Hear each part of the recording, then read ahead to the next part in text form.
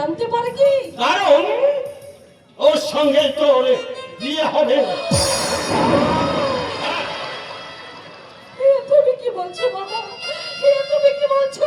তোর বাবার বলা উচিত তুই নিশ্চয় বড় হয়েছিস, সব কিছু বুঝতে শিখেছিস, মেয়ে হয়ে জন্মেছিস, স্বামীর ঘরে তোকে তো একদিন যেতেই হবে মা। কিন্তু আমার তো একটা মতামত আছে বাবা। লেখাপড়া শিখেছে, শিক্ষায় পেয়েছ? লেখাপড়া শিখেছি বলেই তো অন্ধের মতো আমি তোমার কথা শুনতে করতে পারছি না বাবা। বাবা তাই তোমার যা ইচ্ছা তাই করে যাবে, কিন্তু না, আমি তা হতে দেব না। একটা পাউন্ডের ছেলে তাই মধ্যে দিন রাত ছোট লোকের পায়ে ঘুরে বেড়ায়। ঘুরে বেড়ায় সত্য, কিন্তু কেন ঘুরে বেড়ায় তাকে তুমি জানো না? আমার জানা কথা নেই। আশ্চর্য সাহস তো! একটা ছোটবেলা খেলা সাথী বলে তাকেই বিয়ে করতে হবে? কি গুণ আছে তার? না জানে লেখাপড়া? আমি তো জানি বাবা, আমি তো জানি আমি তার সব অভাব পূর্ণ করে দেবো বাবা। ছোটবেলা থেকে তুই যেভাবে যে পরিবেশে মানুষ হয়েছিস, পারবি মিলনকে সেভাবে রাখতে? কি আছে তার? যেটুকু জমি ছিল ওই ভক্ত ঘোষাল চাষ করেছে, সে বসে ভদ্রলোকে উপোস করেই থাকতে হবে। অনাহারে থেকেও আমি ওর ঘরে সুখেই থাকবো বাবা। আমার সামনে এই কতগুলো বলতে তো লজ্জা করছে না বাবা? বাবা সত্যকে স্বীকার করবো, একটা লজ্জার কি আছে? কে? রাগ করো আর যাই করো, আমি মনের প্রাণে মিলনকে ভালোবেসেছি, মিলনকে আমার স্বামী বলে মেনে নিয়েছি। মিলন ছাড়া অন্য কাউকে বিয়ে করা আমার পক্ষে সম্ভব নয়। মালা! এই ধমকাচ্ছ বাবা? ধমকে মানুষের মনকে বশ বানানো যায় না। এই প্রলাপ তুমি? ও এখন বড় হয়েছে, লেখাপড়া শিখেছে, ভালো মন্দ বোঝার বয়স হয়েছে, মত নেই, তবু কেন জোর করে বিয়ে দিতে চাইছো? তুমিও এই কথা বলছো? না বলে উপায় কি বাবা, না বলে উপায় কি? এইমাত্র মালা যে কথা বললে, এরপরও যদি শঙ্কর সঙ্গর বিয়ে দাও তার পরিণাম কি হবে একবার কি তুমি ভেবে দেখেছো বাবা? মনে মনে কোনোদিনই ও শঙ্করকে স্বামী ভাবতে পারবে না, ও সুখী হবে না, শান্তি পাবে না, হয়তো কেঁদে কেঁদে ওর জীবনটাই শেষ হয়ে যাবে। তাছাড়া মিলন ওকে ভালোবাসে, সে যে মুহূর্তে শুনবে মালার অন্য জায়গায় বিয়ে হয়ে গেছে, সেই মুহূর্তে সে পাগল হয়ে যাবে বাবা, দুটো জীবনই হয়তো আকালে শেষ হয়ে যাবে। তবুও তোমাদের অন্যায় জেনের কাছে আমি মাথা নত করতে পারবো না। সবাই বলে অমন মুখার্জির মেয়ের বিয়ে হয়েছে একটা পাউন্ডের সঙ্গে, একটা ভিখারির সঙ্গে, একটা ভিখারির সঙ্গে। না, আমি কিছুতেই হতে দেব না। শঙ্করের সঙ্গে তোমার বিয়ে ঠিক, কিছুতেই তার অন্যতা হবে না। আমি তোমার বাবা, তাই আমি তোমাকে আদেশ দিচ্ছি, আজ থেকে তুমি এই বাড়ির বাইরে যাবে না।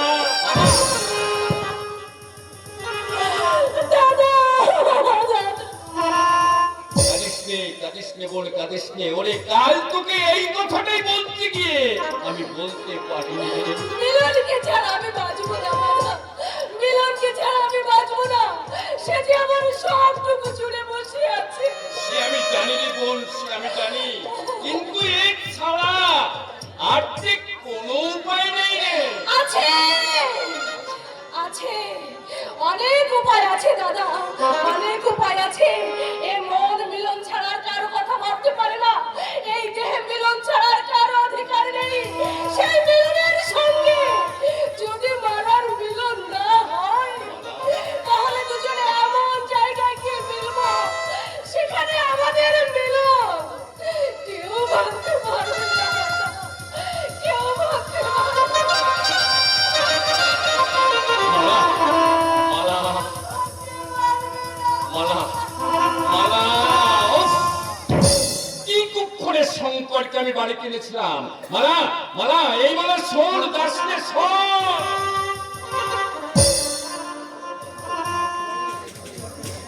কি হে শর্মা, সাপের মুখেও চুমু আবার ব্যাঙের মুখেও চুমু, তোমার ভালোর জন্য। কিরকম? গরিব তো বউ নিয়ে কলকাতায় চলে যাচ্ছে, ওদিকে মিলনের মালাও যদি ধরে যায়, মিলনের অবস্থা কি হবে বুঝতেই তো পারো। পাতায় জুয়ার জুয়া। আসল কথা কি জানো নি? সত্যি তোমার মা বাবা মস্ত বড় একটা ভুল করে ফেলেছে। কি ভুল? মানে তোমার নামটা ওই নিষ্পত্তি না রেখে বিপত্তি রাখলে মনে হয় ভালো। সব কাজে বদল বাঁধাতে তোমার কিন্তু জড়ি নেই। ভুলটা কিন্তু তোমার বেলা তো বাবা না করে না। ওরে এই জন্যই তো তোমাতে আমাতে এত প্রেম। তা বলছিলাম ওই বিয়েটা কবে হচ্ছে? এই মানে তাড়াতাড়ি। কিন্তু আমি ভাবছি তোমার কথা। আমার কথা কি ভাবছো? মহিত মিলনের সারা বছরের খোরাক খরচ ওই 11 বিঘে জমির ধান তাও তুমি লোক দিয়ে খাচ্ছ। আমি বেইমানি করিনি সত্যি, আমি ওদের কিন্তু সময় দিয়েছি। টাকা দিতে পারবে না জেনেই তো সময়টা দিয়েছি। আরে তা যদি দিয়ে থাকি তাহলে কি হয়েছে? হয়নি, তবে কিছু হয়নি, তবে হবে। হবে হবে। কি হবে? এত বড় ধরনের গন্ডগোল। ওই মিলন ছোড়া এত সহজে তোমাকে ছেড়ে দেবে ভাবছেন না। হাসালে শর্মা বড় বড় সাগর পেরিয়ে এলাম আর শেষে কিনা গোসপাতে ডুবে মরবে। হ্যাঁ?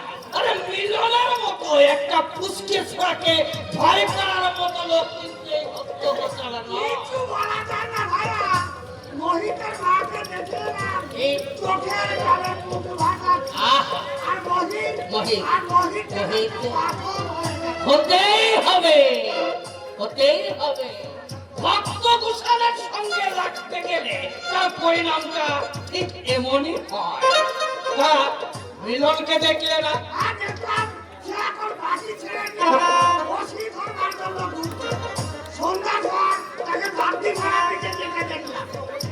সেদিন তুমি ভাবো তো, সেদিন কি অপমানটাই না আমায় করেছিল। দেখো না ওই শালাকে আমি জমের দক্ষিণ মোড় দেখে ছাড়বো। হ্যাঁ, ওই ভক্তগোসাল সেখানে নিচে যাওয়ার জন্য তৈরি হয়েছে। তুমি হঠাৎ এখানে কেন? তোমাকে সারা জমের বাড়ি দেখাতে এসেছি। এত রাতে? দিনের মতো কথা বলা যাবে না, তাই রাতের অন্ধকারে এসেছি। এটা কিন্তু ভদ্রলোকের বাড়ি, মদ খেয়ে মাতলামো করবার জায়গা কিন্তু এটা না। এই শালা! তোকে বাড়ি, এই, এটা একটা চামারের বাড়ি। এটা চামারের বাড়ি, হ্যাঁ। কি বললে? তুমি বাড়ির ভিতরে ঢুকলে কি করে? কেন? ওই শালা পাঁচিল টপকে? কথা শুনলে নিষ্পত্তি। নিতে পারো। আমার তোর ভিতর কাজ ঢোকানো। এক্ষুনি এখান থেকে চলে যাও। ভক্তগোসাল! এত সহজে যাবো বলে আমি আসিনি ভক্তগোসাল। তাহলে কি জন্য এসেছো বলো? এত রাতে কি দরকার? জবাব দাও। রাজনীতি আমাদের জমির ধান কেন তুমি কিনে এনেছো? ওই দলিলের ন্যায় অনুযায়ী জমি এখন আমার। জমি তোমার বাবার শালা। ভদ্রলোকের সঙ্গে কথা বলে বেশি বাড়াবাড়ি করলে এই গ্রামের লোক দেখিয়ে নিয়ে এই! লোক কাটবার সুযোগ আমি কিন্তু তোমাকে দেবো না ভক্তগোসাল। ধান্যটা দলিল কোথায়? সিন্ধুকে আছে। বন্দুকের চাবি দাও শালা। মামার বাড়ি। আমি জানতে চাই তুমি এখান থেকে যাবে কিনা। আমি জানতে চাই তুমি চাবি দেবে কিনা। আমি তো দেবই না। বেশি বাড়াবাড়ি করলে ঘাড় ধাক্কা দিয়ে এই বাড়ি থেকে